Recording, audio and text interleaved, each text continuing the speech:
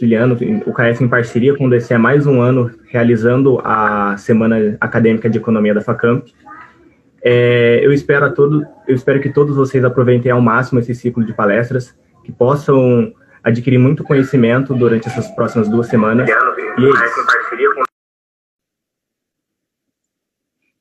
Murilo, à vontade. Obrigado, Jansen. Olá, boa tarde a todos. Meu nome é Murilo Tambasco, sou o atual presidente do Centro Acadêmico de Economia da Facamp e é com muito prazer que damos início à Semana de Economia 2021. Hoje nós temos a honra de contar com a presença do professor João Manuel Cardoso de Mello, fundador da Facamp, que gentilmente aceitou nosso convite para realizar a palestra de abertura do nosso evento. Professor João Manuel, gostaria de agradecer profundamente o senhor por ter aceitado nosso convite. Tenho a certeza de que a sua presença no dia de hoje é motivo de muito orgulho e alegria para todos nós, alunos da Facamp. Gostaria também de agradecer ao DCE pela parceria entre as nossas instituições, a coordenação do curso de Economia e Direção da Facamp por toda a ajuda e auxílio para a realização deste evento e, por fim, agradecer a todos os alunos e professores da Facamp que nos acompanham e as demais pessoas que nos assistem. Muito obrigado e eu passo a palavra para o professor Rodrigo Sabatini. Obrigado, Murilo. Boa tarde, meus caros alunos. É com muito prazer que eu estou aqui nessa mesa de abertura da nossa Semana de Economia. Mais uma vez, parabenizo vocês pela iniciativa, pela imensa capacidade de organização, de escolha de nomes, e vocês não poderiam ter sido mais felizes na escolha do nome que vai abrir a nossa semana. Eu sei que o professor João não gosta muito de apresentações longas sobre a sua pessoa e não as farei. Ainda que apenas digo o seguinte para os alunos... Agradeço muito, agradeço. Os alunos que ainda não o conhecem terão o prazer de conhecê-lo pessoalmente tão logo acabe esse momento terrível que nós estamos passando. Eu tenho certeza que o prazer que eu tive de conhecer o professor João como aluno, como professor da Facamp desde o início, né, vocês vão ter um pouquinho do gostinho de ter e dessa honra de tê-lo aqui apresentando um tema tão importante para nós. Professor João, muito obrigado. Nós não estaríamos aqui se não fosse o senhor. É só isso que eu vou falar em seu nome. Tá bem? Muito obrigado. A palavra é sua, meu caro. Bom, boa tarde a todos. Um abraço de longe forte, já que a gente não pode estar junto no nosso campus. Mas um abraço a todos. Firmeza, coragem, estudo. Eu sei que a Facamp participei com o professor Sabatini, com a habitual competência do professor Sabatini. Nós nos adaptamos à pandemia da melhor maneira possível. E vou dizer uma coisa para vocês, fiquei surpreso, porque mesmo na pandemia, os nossos alunos tiveram um altíssimo grau de empregabilidade, conseguiram se colocar no mercado de trabalho. Mercado de trabalho terrivelmente duro. Bom, vou falar um pouco sobre o Brasil.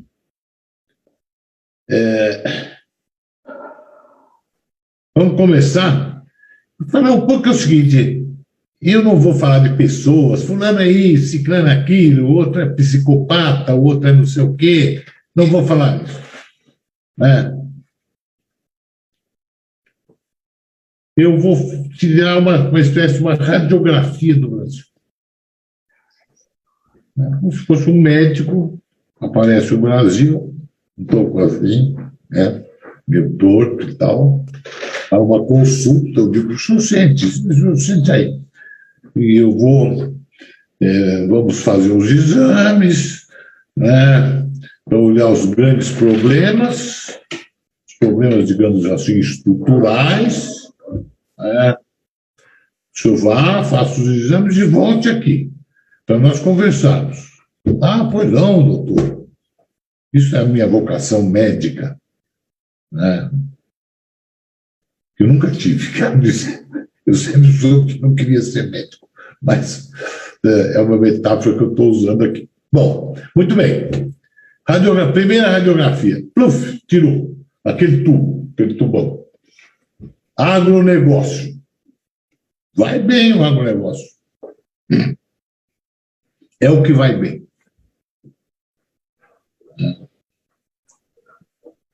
E a expansão do agronegócio começou ainda na ditadura militar, impulsionado por uma empresa pública, sem a qual não teria agronegócio, chamada Embrapa, é uma empresa de pesquisa, e conseguiu, na verdade, selecionar sementes adaptáveis ao cerrado. Nós incorporamos à nossa área plantada possível dezenas de milhares de hectares. E houve para lá que eu estou falando, é uma corrente migratória que saiu lá do Rio Grande, foi para o oeste do Paraná, de Santa Catarina, oeste do Paraná. Oeste de Santa Catarina eu ainda vi, parecia um faroeste. Eu estive lá, eu tinha um amigo, eu tinha um irmão que era advogado, eu acho que ele era grileiro, né, mas ele dizia que era advogado. E subiu, foi até o Acre. Não tem nenhum estudo sobre isso, porque as pessoas no Brasil querem fazer trabalhos simples e têm preguiça de fazer trabalho um pouco de mais fôlego, certo? Mas ocupou-se uma área enorme que sempre foi um sonho do Brasil. E lá surgiu o agronegócio próspero. E a nossa pauta de exportações de produtos primários da agricultura, que se reduzia o café, um pouquinho de açúcar, se ampliou, né? Então, nós hoje somos o maior produtor mundial de soja, o segundo produtor mundial de milho, né? Estamos muito bem situados nas carnes, tanto na carne bovina quanto na carne de aves e porcos, né? Estamos bem situados no etanol, estamos bem situados na celulose, enfim, diversificou muito. O Brasil hoje exporta muito, essa exportação produz um saldo no balanço comercial do Brasil grande, depois voltaremos a isso. Agora, isso foi feito como? Com a grande propriedade moderna. Não tem mais fazendeiro. Tem empresários do agronegócio, com empresas gigantescas. Uma coisa inacreditável. Inacreditável. Eu tenho aqui, eu trouxe porque um bom professor sempre traz uma coisa para olhar, para não esquecer. Por exemplo, tem um sujeito chamado Logeman. Ele é do setor financeiro, porque o setor financeiro investiu no agronegócio. Não só para pessoas, mas com fundos financeiros. 72 negócios, os fundos financeiros investiram em 72 negócios. Mas ele tem 340 mil hectares. Soja, milho e algodão. Agora, é difícil porque quando fala trilhões de dólares, o cara fala, isso, não consigo imaginar o que é trilhões de dólares. 340 mil hectares, eu não consigo imaginar também. Então eu pus aqui, só para vocês imaginarem comigo, o que é 300, que representa 340 mil hectares. Você pode somar as áreas São Paulo, Rio de Janeiro, Brasília, Manaus e Goiânia, 340 mil hectares. Entenderam? É um negócio de doidos. Tem um outro camarada que, chamado Daniel Dantas, tem um passado um pouco obscuro, mas não interessa falar aqui, certo? Ele tem 500 mil hectares. Olha, o outro tem 340 mil. 500. Um sujeito que, conhecido, não interessa. Foi fazer um trabalho lá na fazenda dele. Sabe com que se anda na fazenda dele? De aviãozinho. Certo, não? Tem uma outra fazenda que é Roncador, se eu não me engano. Às vezes eu me engano, né? É do Peterson Penito. Essa é pequena, tem 150 mil hectares só. E ela tem 800 quilômetros de estradas internas. Meu Deus! Agora, aparecem os bilionários no agronegócio. Estão lá, os bancos estão no agronegócio, os fundos financeiros estão no agronegócio, eu já falei, né? E aparecem os ricaços, né? Por exemplo, esses Maggi, um foi ministro da Agricultura, mas esse é o mais pobre deles, digamos. O Eraí Maggi, todos eles aparecem na lista dos bilionários da Forbes. Certo? Tem o Cutrale, por exemplo, que é da laranja, tem o Ometo, que é do açúcar, e por aí vai. Tem as grandes empresas que fornecem fertilizantes e agrotóxicos, que, aliás, nós somos campeões de agrotóxicos, e as empresas que exportam, que são as 5 grandes, quatro grandes, né? São 4 grandes. Mida, a Bung, a Cargill e a Louis Eiffel. E elas exportam 70% do que nós produzimos. Então, vai muito bem a agricultura. Muito bem. Agronegócio. Quanto pesa no PIB? Teve um sujeito, até aparece cada sujeito aqui no Brasil, e você tem que dar risada. Porque ele foi estimar qual é o peso do PIB no agronegócio. E chegou a quanto?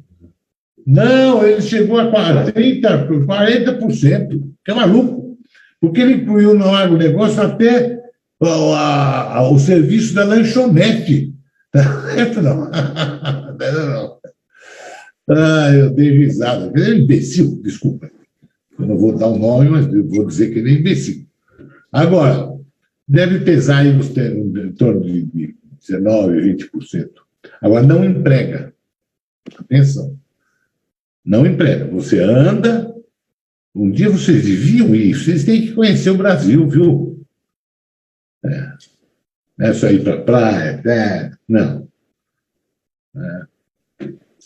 Você anda aí nesse centro-oeste, quilômetros e quilômetros e quilômetros, você não vê uma pessoa. Nenhuma. De vez em quando você vê um trator com o cara guiando. Tratores. Não emprega. As cidadezinhas que se formam em torno do agronegócio, especialmente no centro-oeste, claro, forma a cidade porque tem que ter delegado, juiz, promotor, posto de saúde, é o Estado, mais ou menos, que investe, né?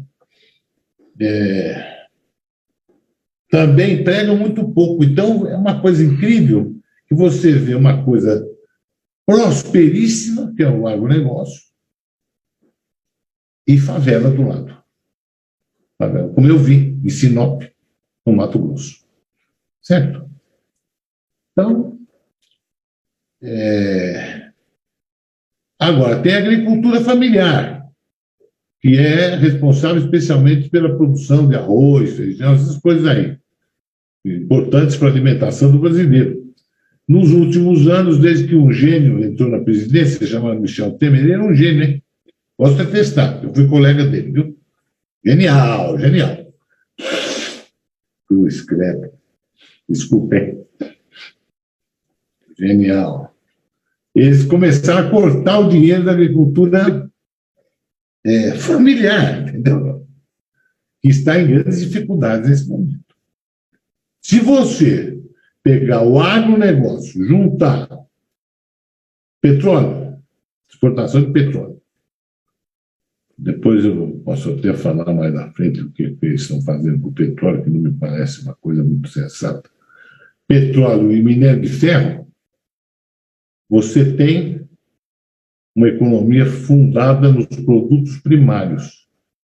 Quem já fez economia é uma economia que a CEPAL chamou, vou manter aqui o nome, não vamos brigar com o nome, economia primária exportadora. Então, nós voltamos para antes de 1930. Olha bem, moçada. Vai dizer, mas não tem indústria? Tem.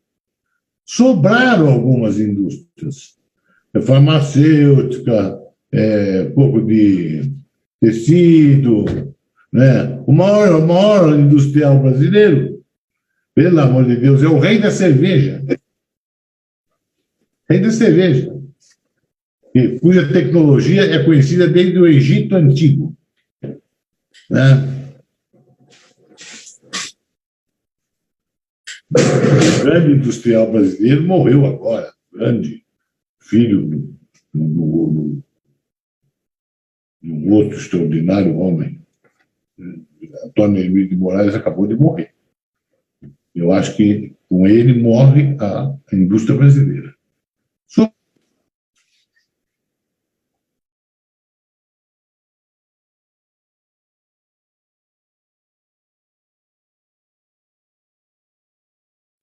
O senhor ficou mudo, o senhor João ficou mudo.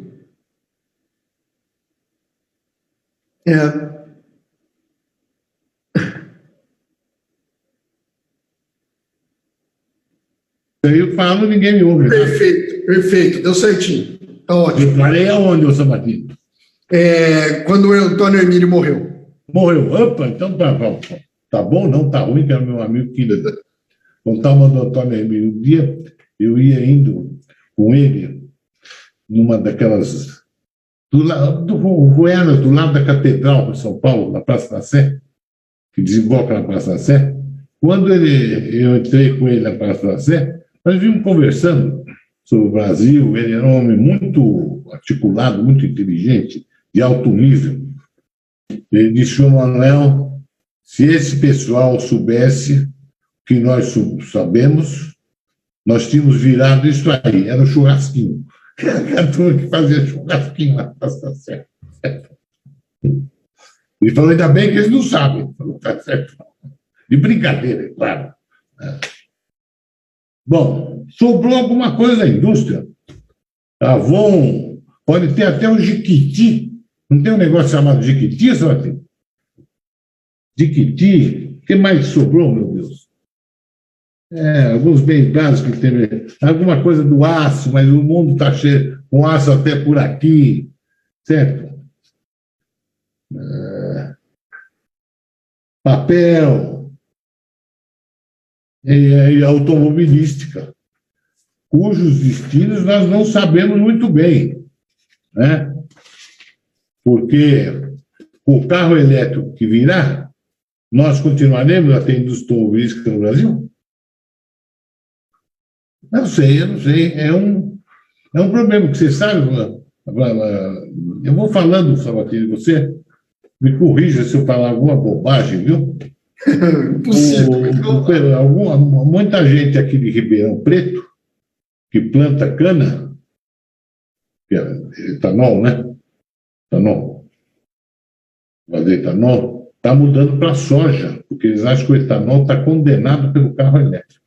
Está aqui, evidentemente, há 10 anos, 15 anos. Eles já estão se preparando para pinicar de lá o etanol, certo? Tem a linha branca e tal.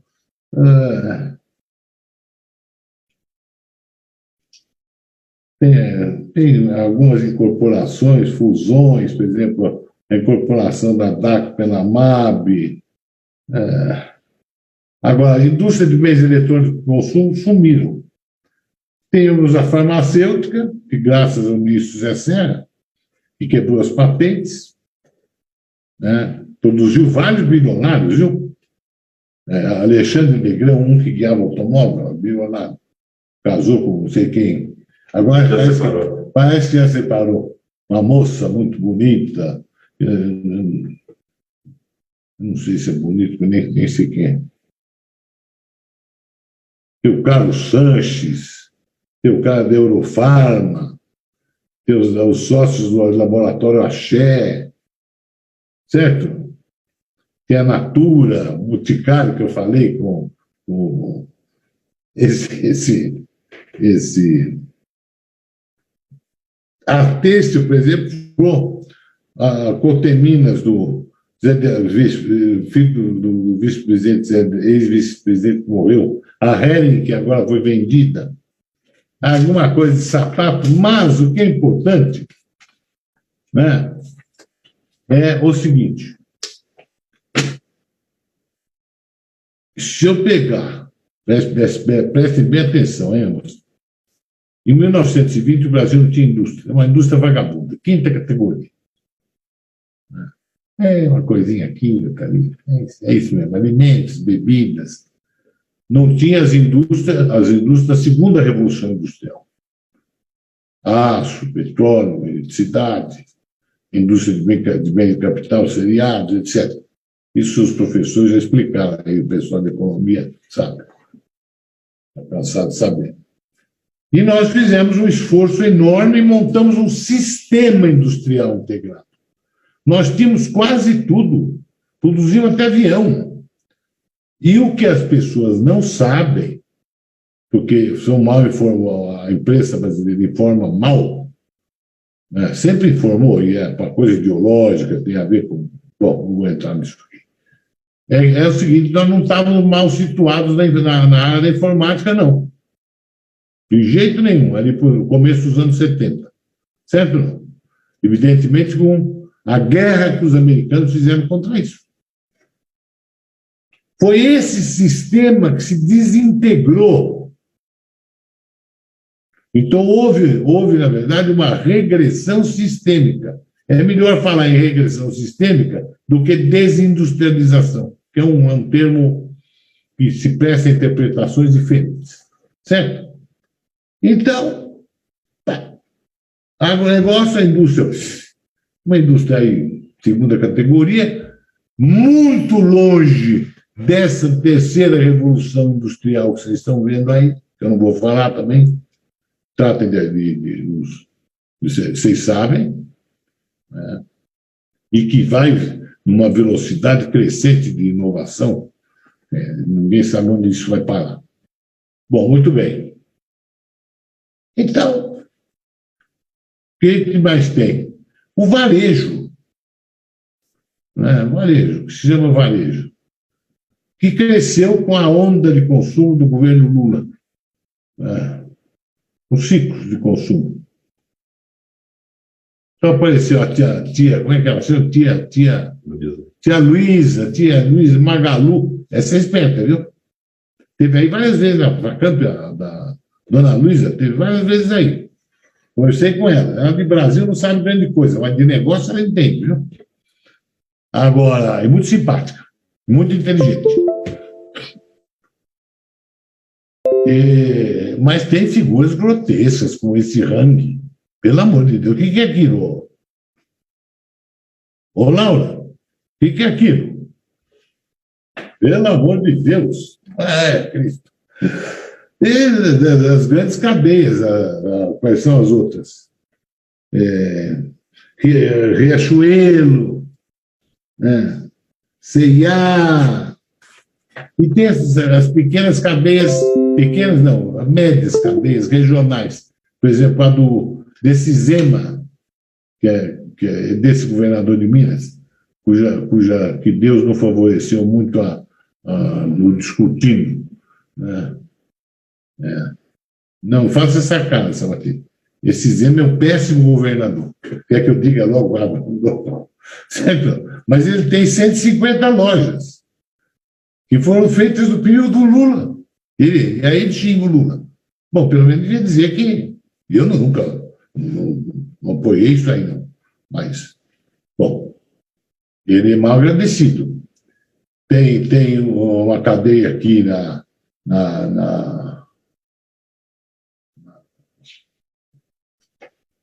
em alguns desses estados aqui, Paraná, Santa Catarina, etc. Né?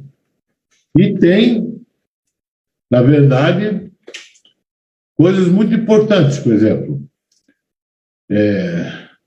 fusões e aquisições. Por exemplo, na área de farmácias e drogarias. É impressionante o grau de concentração empresarial que houve. Certo? Bom, então você vê o seguinte: o Brasil, na verdade, do ponto de vista estrutural, em vez de ser um país industrializado, ou praticamente industrializado, nós éramos uma cópia do que eles tinham, um pouco em tamanho menor. Nós viramos outra vez produtores, antes de tudo, de produtos primários. Não é isso? Ah, bom, professor, mas isso pode o Brasil, o celeiro do mundo. Ah, meu pai do céu. Pessoas eu não condeno ninguém, porque pessoas não. Mas os meus alunos da Facamp vai saber, se não sabem, vão saber isso. Os países, no caso a China, que é a grande importadora, ela está montando uma economia semelhante de soja na África. A China comprou entre 20 milhões de hectares a 60 milhões de hectares da África. 20 milhões é certo. Está documentado, bololó, biriri. Certo? Aí há outras estimativas que vão de 40, 60. Eu acho 60, que é a área plantada brasileira. Hein? É muito. Vamos ficar aí uns 30, mas eles estão plantando soja na Etiópia. Isso sempre fez, né? Os países centrais dominantes sempre fizeram isso. Por exemplo, houve a Guerra Civil Americana. Eles parou a produção de algodão nos Estados Unidos. Eles montaram uma economia do algodão no Egito. E sobrou um pouco para nós aqui até. Certo? Por um certo período curto de tempo. Então, ninguém imagine que não vão aparecer concorrentes no Brasil. Há um problema gravíssimo do boicote de compra de produtos brasileiros por causa do problema do clima, especialmente na Europa. A barra do Brasil está mais suja que pau de galinheiro. Certo ou não? Bom, do ponto de vista econômico, essa coisa não vai bem. Por quê? Porque mesmo que a agroindústria cresça, vai produzir aí um crescimento de 2%, 3%, 2% ao ano. Até a estimativa dos departamentos econômicos dos bancos, que, aliás, costumam errar sempre todas as suas estimativas. 2% ao ano e tal. E tem um problema. Esse mesmo colega meu, de grande inteligência, inventou a lei de teto de gasto. Você não pode gastar. Que é uma coisa louca.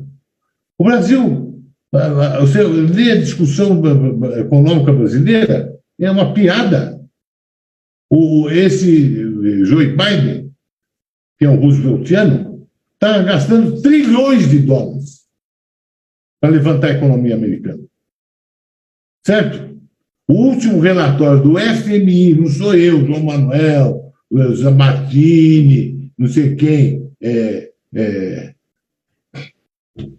FMI, Fundo Monetário Internacional, que é o centro da ortodoxia mundial. O último relatório diz, pelo amor de Deus, gastem para levantar essa coisa. E aqui, né, vem essa... Eu dei um soco aqui. Puxa. apareceu um troço aqui.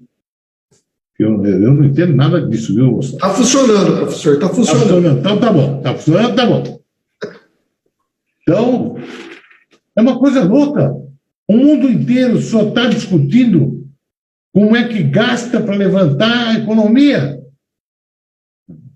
Eu não vou entrar aqui nisso, porque, pelo amor de Deus, inclusive tem gente de outros cursos, né? A discussão econômica lá fora não tem nada a ver com essa discussão econômica do Brasil. Pelo amor de Deus, é isso. Economistas conservadores, não é economistas heterodoxos, não sei o quê, conservadores, estão dizendo que isso aqui não funciona mais. Precisamos botar ordem nisso. Não é possível. Sai a notícia daqui, aumenta a fome no mundo, a Bolsa de Nova York sobe. Não vai. Ou de São Paulo, qualquer coisa assim. Não funciona. Não funciona por quê? Porque não estão entregando o que prometeram. Certo? Bom, está compreendida essa parte? Querem fazer uma pausa? Não, porque nós temos que ver aonde está quem manda mesmo na economia brasileira e no Brasil, que é o sistema financeiro. São bancos, 4 bancos, são 3 bancos privados, fundos, essas porcarias que estão surgindo agora, fintechs e não sei o quê. Certo, não? São eles que mandam. E fundos estrangeiros, que estão todos aqui. Só para vocês terem uma ideia da importância dos fundos estrangeiros, no mundo, 3 fundos, um chama Vanguard, não sei do quê. O outro chama BlackRock, gostoso da matéria. E o outro chama State Street, que eu não sei muito bem também o que é, nem em inglês nem em português. Eles controlam 440 das 500 maiores empresas americanas. Estão todos aqui. E, em geral, associados com outros fundos nacionais. Por exemplo, esse Tarpon, eu não sei se é Tarpon, se é Tarpon, eu não sei como é, não sei. Certo? Do Banco Pátria, sei lá mais o quê. Certo? São esses sujeitos que dizem o seguinte: não gastem, que eu quebro você. O governo brasileiro vive sob permanente chantagem do sistema financeiro. O resto é conversa para boi dormir. E é preciso tomar uma providência em relação a isso. Porque nós precisamos gastar. Ao contrário do que dizem, até o porteiro aqui do meu condomínio entende isso. O Estado gasta, a economia roda e aparece o imposto, que é maior do que o gasto que você fez. E isso é óbvio. Certo? Mas não pode gastar, não, teto do gasto. Se bem que agora parece que fizeram umas tretas no orçamento, eu não vou comentar isso, porque é política atual, eu não quero comentar. Certo? Mas não é para levantar a economia do Brasil, acho que é para levantar a economia de vários parlamentares. Certo? Agora, então, esse é o problema. Porque nós temos que destravar o investimento. O Brasil investe 10% do que produz, 11%. É isso que está a taxa de investimento, Sabatini, 11%, 12% do PIB. É isso mesmo, professor. Então, é muito pouco. Nós chegamos a investir 30% do PIB. Agora, você olha para o mundo, uma economia dessas está semi-estagnada, certo? Aí diz, não tem inflação. Tem inflação para o pobre. O câmbio subiu e a comida subiu. Certo? Não? É uma coisa louca. Eu gosto, por exemplo, de aspargos. Não sou pobre. Vamos deixar isso logo claro. Mas um massinho de aspargos, Sabatini, eu contei, tinha 6. 6 aspargos. 6. 1, 2, 3, 4, 5, 6. Custava R$ 48. Mas o que é isso? Mas o arroz cresceu, agora estou brincando, o arroz cresceu, o feijão cresceu. A fome no Brasil, as estatísticas da fome são duvidosas todas, mas sabe-se que é a fome. Eu mesmo tenho funcionários meus aqui que eu ajudo, porque senão os netos deles não comem.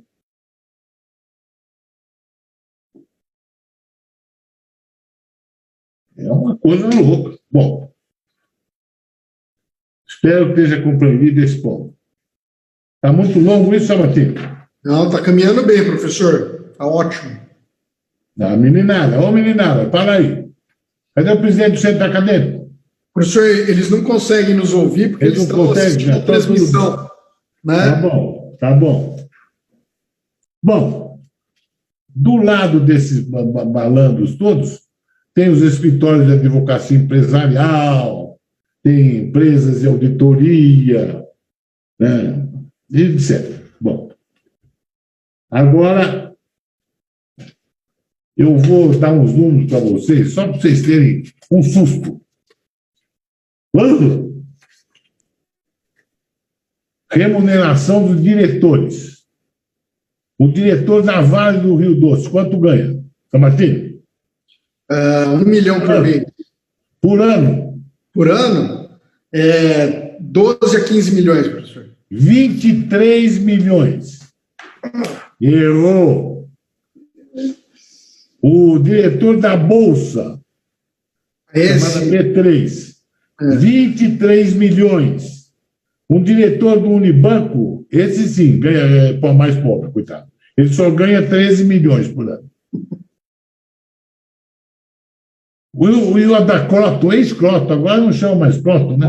Chama Krogner, eles mudaram de nome para limpar a barra, não sei bem o que foi. Ganha 10 milhões. O diretor de uma faculdade, uma instituição de ensino. 10 milhões. Puxa, se puder estar lá, hein? Deus me livre. Não. Bom, agora eu vou conversar com vocês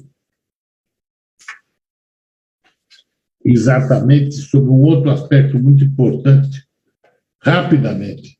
Foi invasão de áreas públicas pelo dinheiro, pelos fundos, etc. Exemplo, ensino. Certo? Ensino. Essa Cogna, que era a Croton, tem 1.100.000 estudantes presenciais e 800.000 EAD. Será que eles aprendem?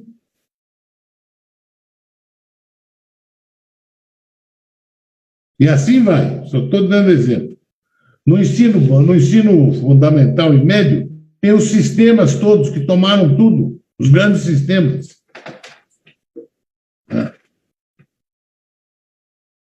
Na saúde, a mesma coisa.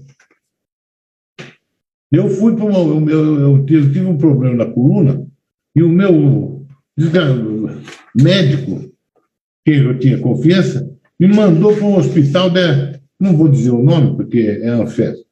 Né? Eles quase me mataram lá. Um dia eu levantei e falei, eu quero ir embora daqui agora. Eles não queriam me deixar sair, claro, para cobrar diária, não sei o quê. Eu disse, não, pode chamar a ambulância que eu vou embora.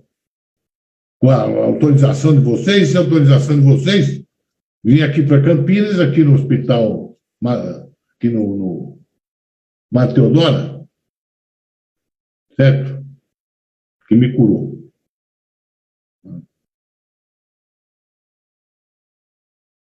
Então, entraram em tudo.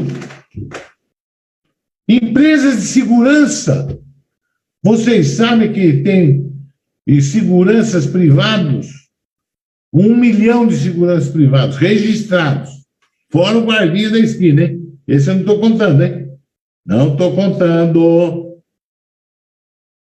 1 milhão. 1 milhão é mais do que todas as forças policiais do Brasil. Você acredita, não? O que é isso? São 4 grandes empresas de segurança privada, não vou entrar aqui, né? Uma, na verdade, ofereceu um jantar ao presidente. A filha, com um vestido medonho, saiu umas bananas assim, né? O que é? Umas bananas pintadas, certo? Ele foi ex-PM, virou miliardário. Claro, pelos seus próprios méritos, por suposto. Chama Washington Sinel. E olha, o Sabatini. Que nome é esse? Sabatini, ele comprou a casa que foi do Antônio Emílio de Moraes. Olha a simbologia que tem. Bom, agora vamos falar de outros temas, porque a economia está coberta. O fundamental que vocês têm que saber é isso que eu falei.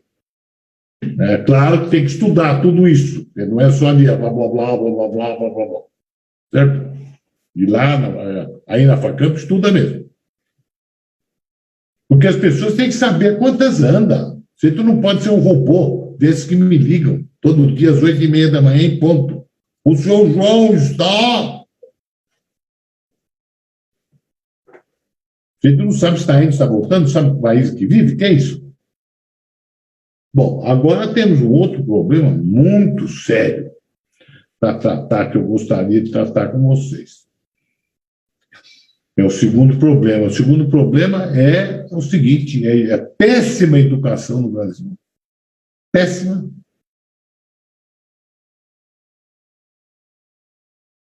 Péssima. Educação degringolou. Só uma pessoa que tem... Eu vou fazer agora... Quantos anos que eu estou nesse negócio? 55 anos? Será possível? 54. Meu Deus! Cristo Redentor. E eu assisti. A coisa foi assim.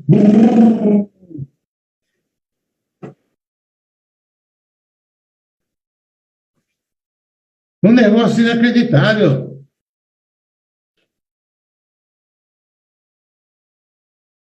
Por exemplo, quando eu fiz colégio privado, Colégio São Luís de São Paulo.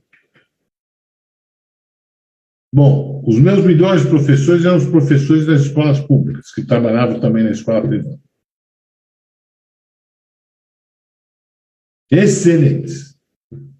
Magnífico. Eu tinha 2 professores de português que, Jesus Cristo, homens de larga cultura.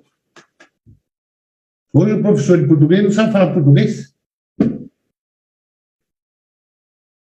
Não é porque ele, coitado, não queira, é porque ninguém ensinou. Essa é a história, entendeu? Ninguém é culpado aqui. Vou contar uma história que é verdadeira. Olha, não vão achar, não, o professor está imitando. Não, é verdadeiro. Tem testemunha. Veio aqui em casa um sujeito da área médica. Certo ou não? E tem mestrado. Sabatini, ele tem mestrado. Ele gosta de conversar, porque é um sujeito curioso, que é uma qualidade extraordinária, a curiosidade. E por isso que eu gosto muito dele e procuro ensinar o máximo que eu posso para ele. Transmitir o máximo que eu posso. Porque o cachorro aqui, parou. Não foi porque eu mandei, não, aí continua. Mas aí ele falou, professor, quem descobriu o Brasil foi Cristóvão Colombo, não foi? Não é que ele tinha graduação, ele tinha mestrado. Cristóvão Colombo. Eu quase tive um negócio, viu? quase cair duro, como se dizia antigamente. Agora, isso é o quê? É culpa não. E ele me disse, professor, desculpa. Eu falei, mas como é que você fala um negócio desse, senhor? Eu confesso que eu fiquei um pouco nervoso na hora. E ele, muito gentil, muito educado, disse, professor, nunca ninguém me ensinou isso direito. Como é que o senhor quer que eu saiba? Trágico. E ele fez escola privada. Eu não vou dizer o nome aqui do Campinas. Certo?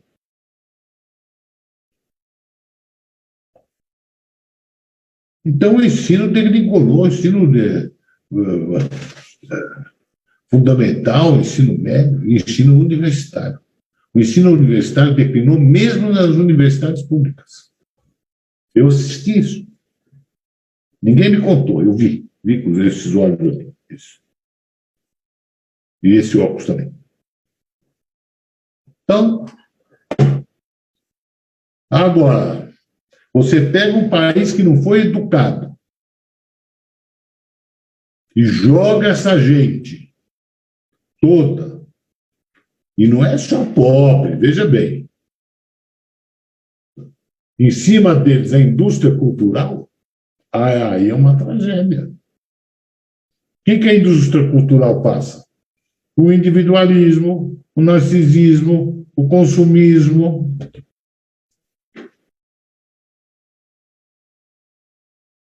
A furtividade.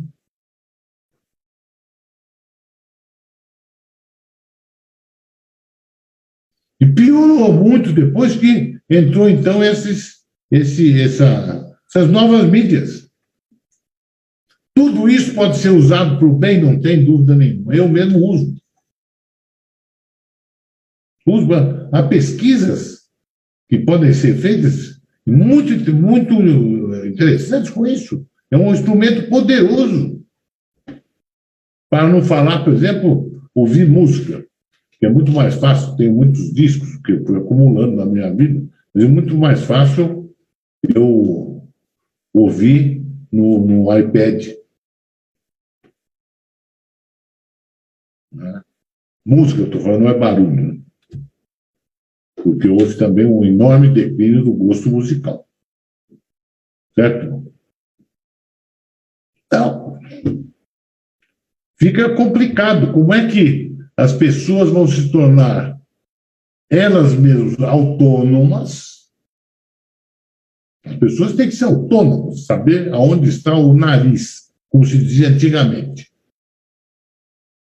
E as pessoas precisam ter capacidade de juízo sobre as coisas. Tem um problema, eu tenho que saber como é que eu posso pensar aquilo, o que eu penso sobre aquilo. Inclusive juízos morais.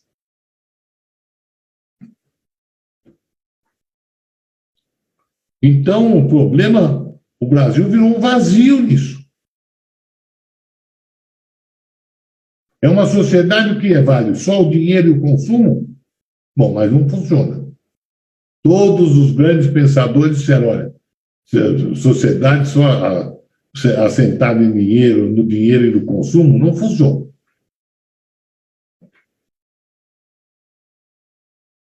E o Brasil teve um aspecto pior, com o chamado neoliberalismo,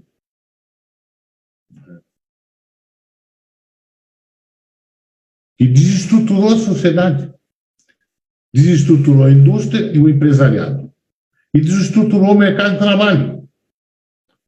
O mercado de trabalho agora é o seguinte, o grande convite que fazem para vocês é sejam você SA.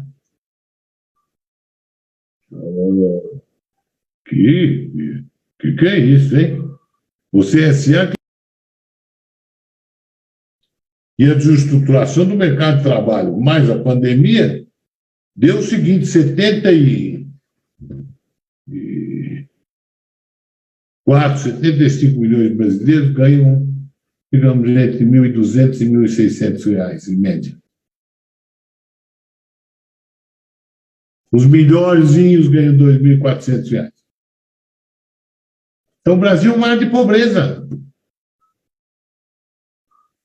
É esse país que a gente quer? Um país fraturado? De um lado, os ricos, altamente ricos. Bilionários da Forbes. E de outro lado, o quê?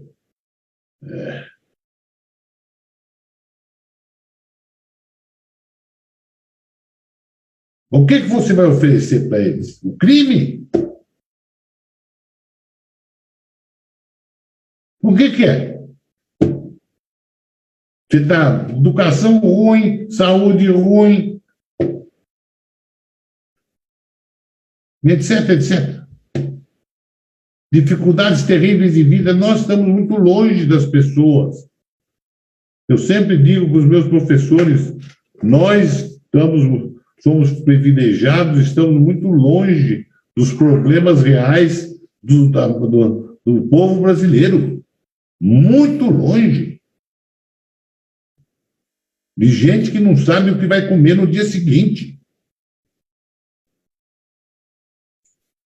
Mas o país não era assim. E nem precisa ser assim. Por quê? Por que não precisa ser assim? Um país grande, com tantos recursos.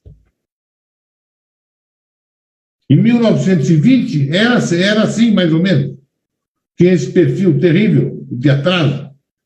Mas nós conseguimos, em 50 anos, virar o jogo. Agora nós temos que virar o jogo outra vez. É mais difícil, que o mundo não favorece muito o país. Mas vamos nos acovardar, sentar, cuidar só do nosso e o país que se dane? Não, o país se dana e você se dana também. Porque os alunos FACAMP são uma exceção. Uma exceção, eu sei o que eu digo, que eu acompanho isso tudo. É sagrado o meu acompanhamento. Certo? Vocês vão ter que viver no mundo o quê? Com um muro de 3 metros de altura? Com 3 seguranças? Ou então, como eu ouvi de muitos jovens, professor, não da FACAMP, viu? Porque eu converso, estou falando antes da pandemia, tudo é pré-pandemia. Muita gente que quer ir embora do Brasil. Senão, vamos embora. Eu tive uma sobrinha que falou, tio, eu não aguento mais isso aqui. Foi para a Austrália. Ficou rica na Austrália? Não. Mas ela diz, olha, a Austrália é um país civilizado. Eu posso andar na rua meia-noite.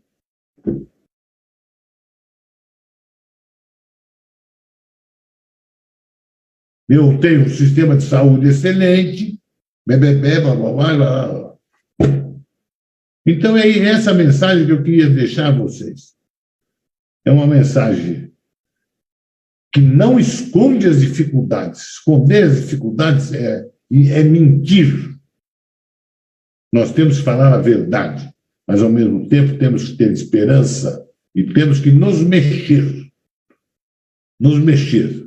Foram esses homens que se mexeram que transformaram o país.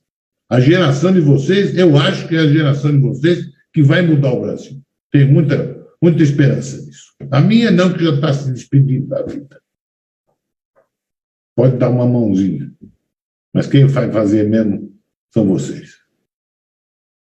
E, ao mesmo tempo, com uma carreira profissional de êxito, com uma vida feliz, porque quem vive num país feliz sabe que a sua felicidade depende disso.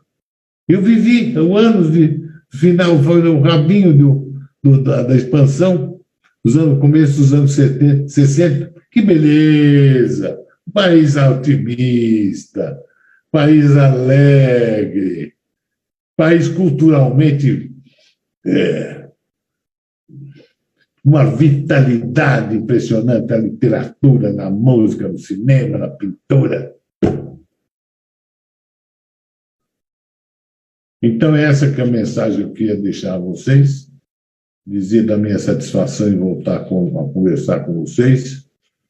e espero dar um abraço em vocês mais adiante quando essa pandemia acabar.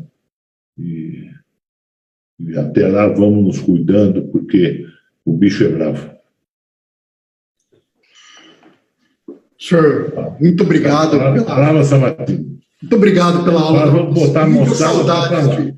Estava com muita saudade de voltar a aprender com o senhor, porque, como eu falei para eles no começo, né, é um prazer, né, ouvi-lo, né, aprender com o senhor.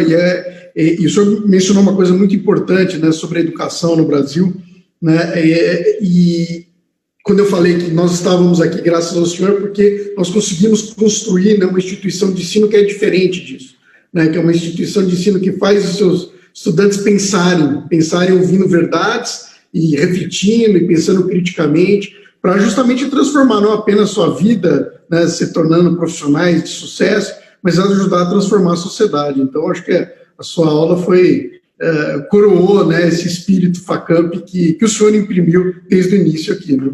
E não sendo robôs. Exatamente. O jeito sendo autonomia. Conhecendo a si e o mundo. Exatamente. Sendo um sujeito de uma manada. E aí, professor, se o senhor não se importa, já estão surgindo perguntas aqui, eu vou reproduzi-las para que o senhor possa refletir aqui.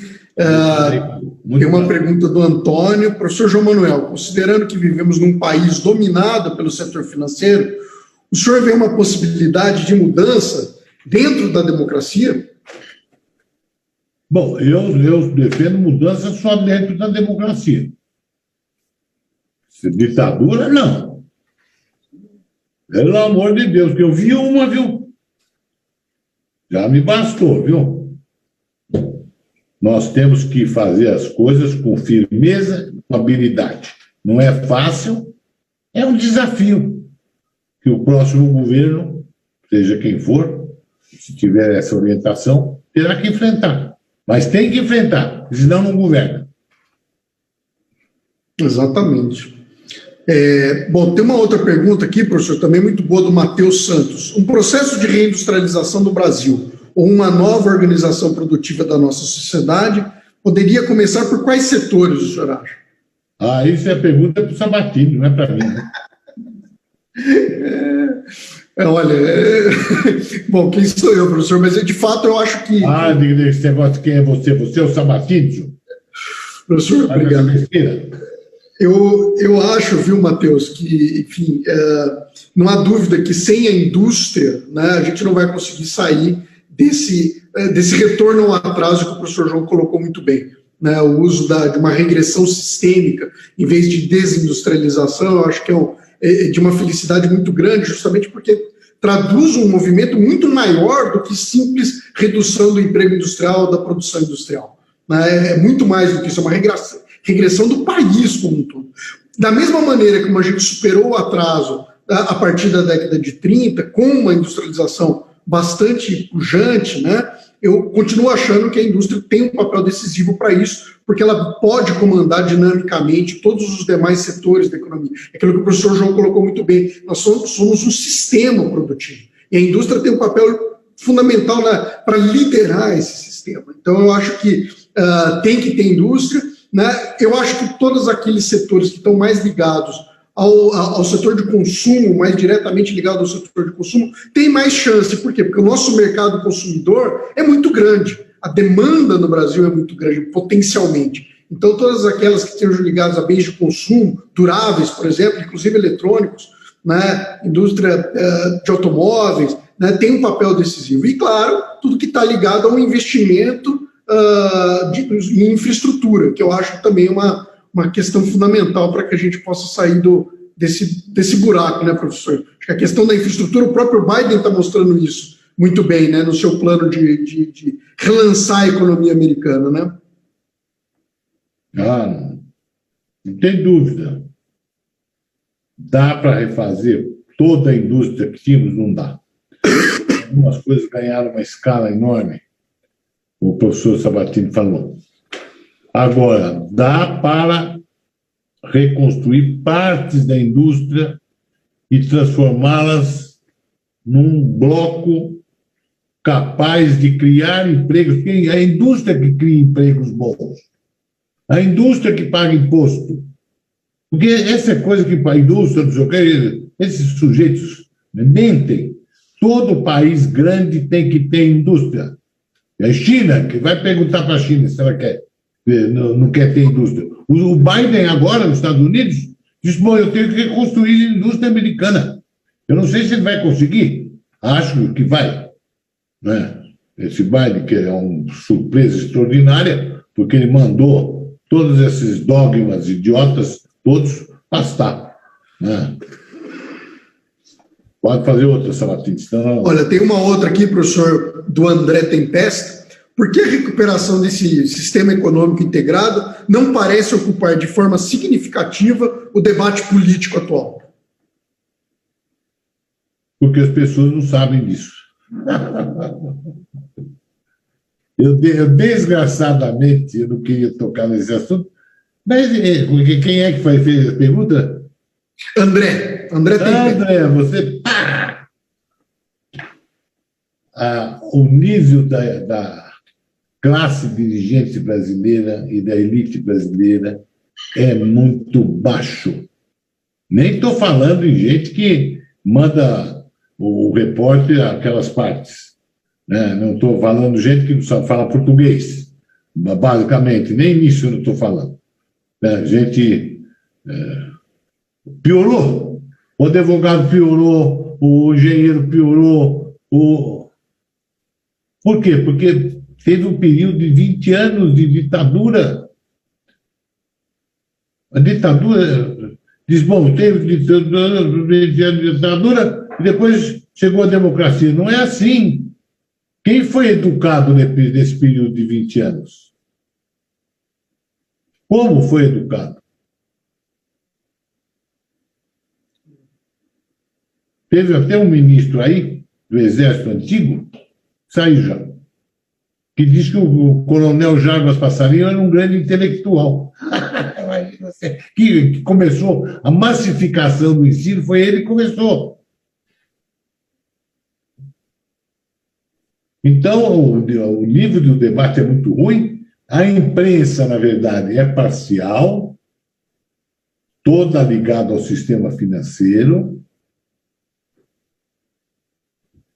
Então, é um problema. Não é fácil a gente sair do buraco, não.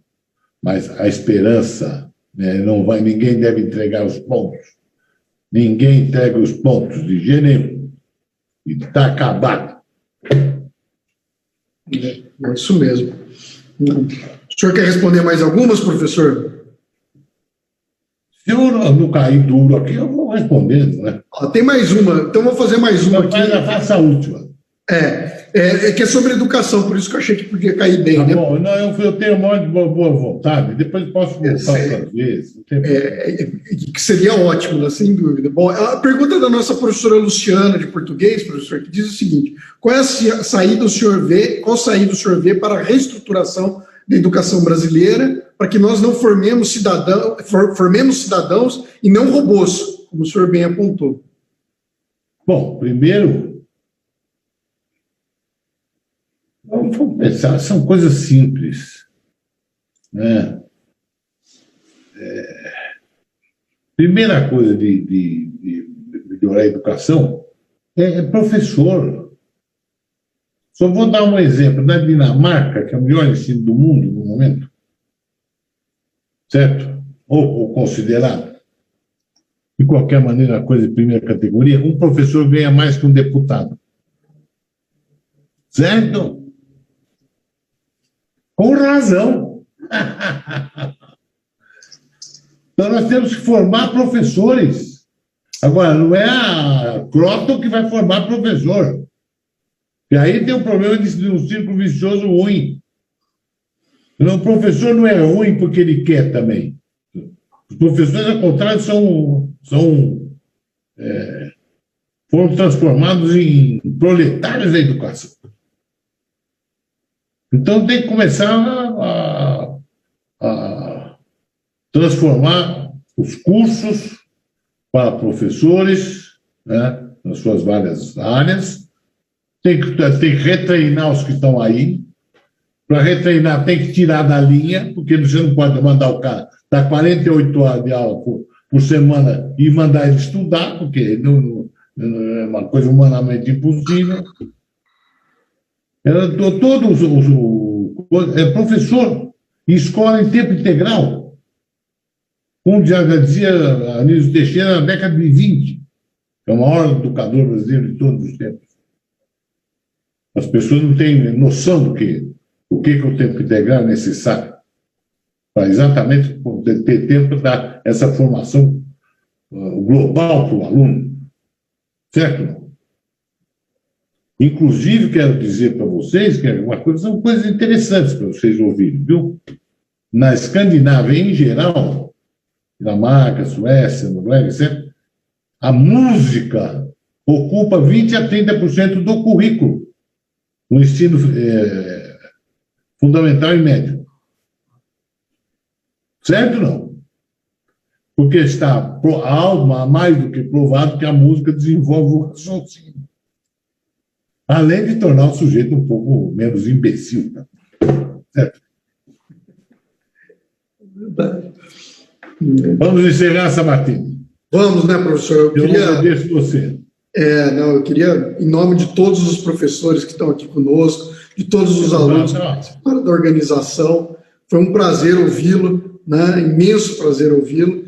Não vai ser a última vez, convidaremos muito o senhor para estar aqui conosco, nesse formato, né? Mas tão logo seja possível, também de maneira presencial, que eu tenho certeza que não apenas os nossos alunos, mas os nossos professores também têm saudades. Nos adaptar, não vai ter muito. Essa pandemia não vai terminar tão cedo. Certo? Só vou dizendo logo, é a minha opinião, né? A minha opinião e dos meus amigos médicos. Isso aí vai longe, por quê? Porque ninguém tomou nenhuma providência. Né? Infelizmente. Bom, mas dito isso, eu queria passar a palavra aí aos nossos alunos que participaram da organização, o Jansen, o Murilo. O Jansen, você gostou ou não? Amei, professor, na verdade. Gostou? Eu particularmente gostei do jeito que você fala. Ali no começo, quando você estava falando sobre os hectares e falou, eu não consigo imaginar isso, eu também não conseguia, mas quando você colocou a questão das cidades, eu falei, nossa, o quão grande isso é. Então, não sendo aluno de economia, eu consegui abstrair bastante coisa da palestra. Tá bom. Um abraço para você. Prazer em conhecê-lo, viu? Firme aí, hein, cara. Firme. Terceiro ano já. E essa moça bonita aqui? Laura, professor. Fala aí, Laura. Ela assumiu a Laura? Mas não faz mal, fala comigo. Posso falar? Não pode falar? Posso falar sim, gostei muito da palestra, sempre bom aprender com você, professor. Isso, gostou? Gostei sim. Por que você gostou mais? Eu acho que eu concordo com o Jansen com o que ele falou, eu acho que a gente tem uma visão muito pequena da realidade ainda. Tá bom. Laura, obrigado por ter me assistido, por ter me convidado, um grande abraço. Cadê o presidente do DCE? Do Centro Acadêmico, professor. Centro Acadêmico. Professor, eu achei a sua live, assim, muito esclarecedora, né? Nós, como os alunos, mas, sobretudo, como brasileiros, temos que ter conhecimento disso, né? É a única forma de nós, nessa nova geração, enfrentarmos os nossos desafios e pensarmos na nossa melhor sociedade. Gostei muito da palestra, não teria jeito melhor de nós iniciarmos a Semana de Economia. Eu agradeço a você, viu? Obrigado, viu? Dá um abraço aí na moçada toda, viu?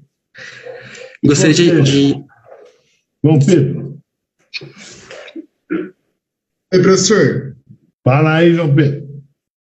Eu gostei bastante, principalmente da parte que você falou da educação. Até a professora Luciana, minha professora, ela colocou uma pergunta muito interessante. E a questão que você colocou da música, eu acho que realmente é o diferencial. Como eu cresci com a música, a gente sabe como a música é o diferencial, né? Então, o que você toca? Ah, não, eu tocava xilofone na escola, flauta, cheguei a tocar piano. E agora, o que você faz? Oi? O que você toca agora, rapaz? Ah, não, agora eu sei tocar um pouquinho de teclado só, mas estou aposentado, preciso voltar. Ah, que pena. Por que você aposentou? Ah, porque a gente acaba não tendo esse negócio de tempo, né? Pois é, mas eu preciso voltar, eu vou voltar. Você volta aí, cara. Pode deixar. Você sabe que uma das meus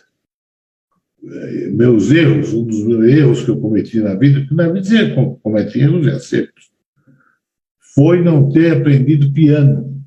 Minha irmã era uma pianista excelente e queria me ensinar piano. E eu queria jogar futebol, mas pode ser uma coisa dessa? Um abraço a todos. Um abraço, professor. Muito obrigado. Parabéns aí ao DCL. Aquele abraço. Abraço, meu cara. Prazer em vê-lo.